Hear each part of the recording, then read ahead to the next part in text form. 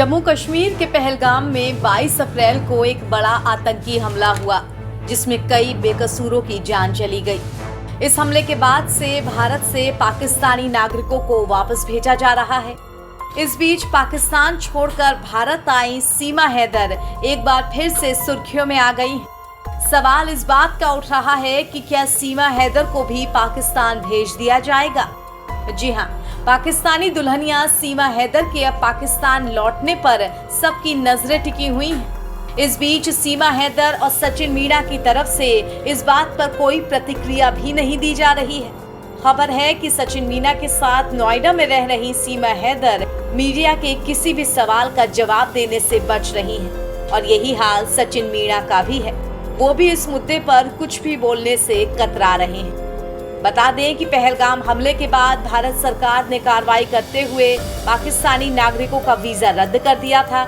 सरकार ने भारत में रह रहे पाकिस्तानी नागरिकों को 26 अप्रैल और मेडिकल वीजा वालों को 29 अप्रैल तक देश छोड़ने के निर्देश दिए थे, जिसके बाद अलग अलग प्रदेशों से पाकिस्तानियों की वापसी का सिलसिला भी शुरू हो गया था।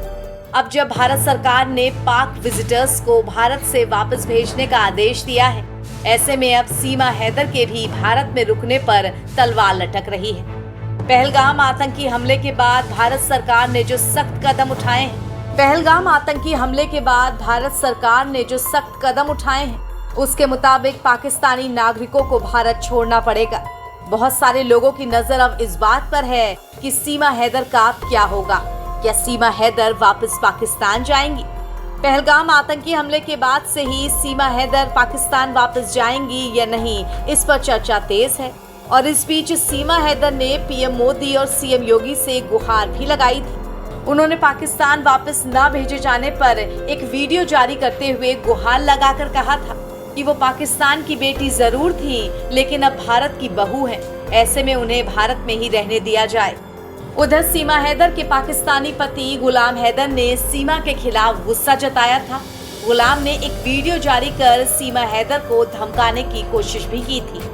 बता दें कि सीमा हैदर 2023 में उस समय चर्चा में आ गई थी, जब उन्होंने पाकिस्तान के कराची स्थित अपने घर को छोड़कर नेपाल के रास्ते अवैध रूप से भारत में एंट्री की थी।